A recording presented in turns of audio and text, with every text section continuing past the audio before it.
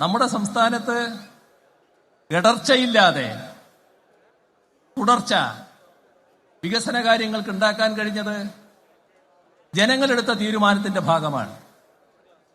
ആ തീരുമാനം LDFന് തുടർഭരണം സമ്മാനിക്കുക എന്നുള്ളതാണ്. ഓരോ രംഗവും എടുത്ത് പരിശോധിച്ചുകൊള്ളൂ. എത്ര വലിയ മാറ്റങ്ങളാണ് നമുക്ക് ഉണ്ടാക്കാൻ കഴിഞ്ഞത് എന്ന് അതിലൂടെ വ്യക്തമാകും. ഞാൻ ആ രംഗങ്ങളിലേക്ക് ആകെ പോകുന്നില്ല, കാരണം ഒരുപാട് LDF നേതാക്കൾ ഇവിടെ സംസാരിക്കാനുള്ളതാണ്. അപ്പോൾ ഒരു സംസാരം വല്ലാതെ നീണ്ടുപോയാൽ അത് ചില പ്രയാസങ്ങൾ ഉണ്ടാക്കും. എന്തുകൊണ്ട് തന്നെ അതിന്റെ എല്ലാ കാര്യങ്ങളിലേക്കും ഞാൻ കടക്കുന്നില്ല. പക്ഷേ നമ്മുടെ നാട് ആഗ്രഹിക്കുന്ന എല്ലാ രംഗങ്ങളും നല്ല രീതിയിൽ അഭിവൃദ്ധിപ്പെടുത്താൻ നമുക്ക് കഴിഞ്ഞിരിക്കുന്നു. ഇപ്പോ ഈ അടുത്ത നാളിലാണ് നിപ്പയുടെ ആക്രമണം നമുക്ക് നേരിടേണ്ടി വന്നത്. സാധാരണഗതിയിൽ ഏറ്റവും അധികം ഭയപ്പെടുന്ന ഒരു രോഗമാണത്. പക്ഷെ വിജയകരമായി ചികിത്സിക്കാൻ നമുക്ക് കഴിഞ്ഞിരിക്കുന്നു. നല്ല വിജയം ആ ചികിത്സയിൽ നേടാൻ കഴിഞ്ഞിരിക്കുന്നു. ഇപ്പോ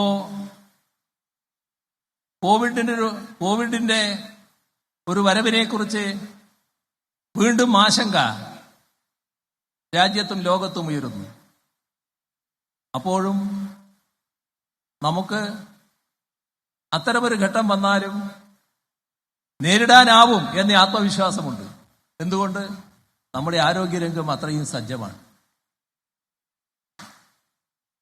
ആരോഗ്യരംഗം കേരളത്തിലെ എല്ലാവർക്കും ചികിത്സ നല്ല രീതിയിൽ ലഭ്യമാകുമാറ് സജ്ജമാക്കാൻ നമുക്ക് കഴിഞ്ഞിരിക്കുന്നു.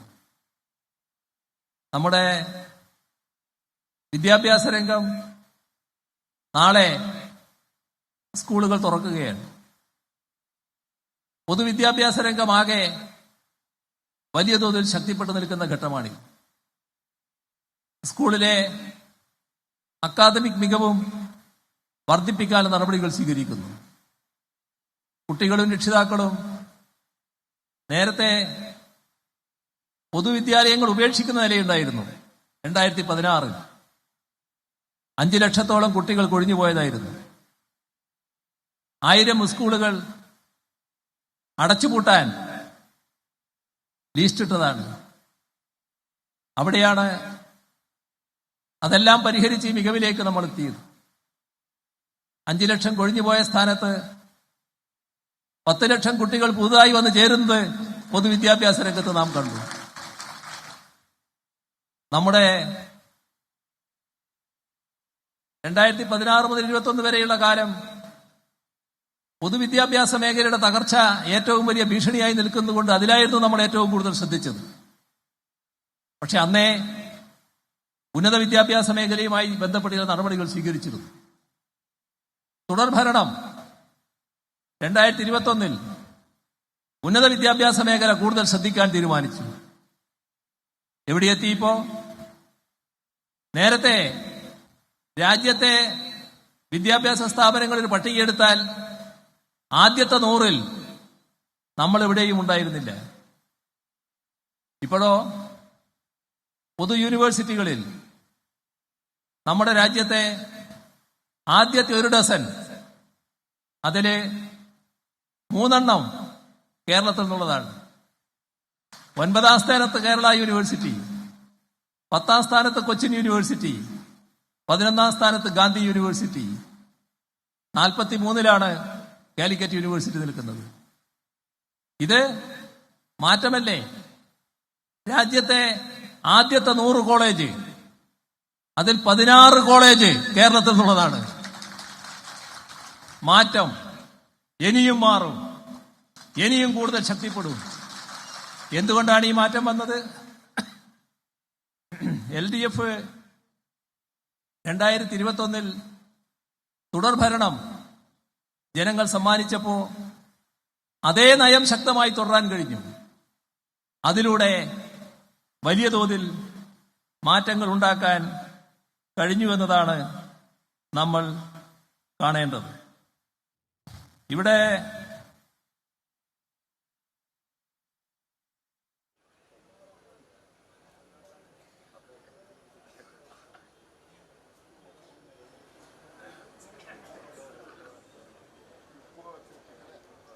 എല്ലാ കാര്യങ്ങളിലേക്കും ഞാൻ നേരത്തെ പറഞ്ഞതുപോലെ പോകുന്നില്ല.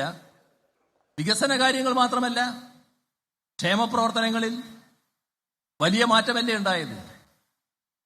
2016 LDF അധികാരത്തിലേറ്റി ഞങ്ങള് ആദ്യ മന്ത്രിസഭാ യോഗം ചേരാൻ ഇരിക്കുകയാണ്. അപ്പോ ക്ഷേമപ്രവർത്തനത്തിന്റെ ഭാഗമായി കൊടുക്കുന്ന പെൻഷൻ എന്താ അതിന്റെ അവസ്ഥ എന്നത് ചോദിച്ചു. എന്താ അവസ്ഥ? കടലാസിൽ 600 രൂപയാണ്. പക്ഷേ 18 മാസത്തെ കുടിശ്ശികയാണ്.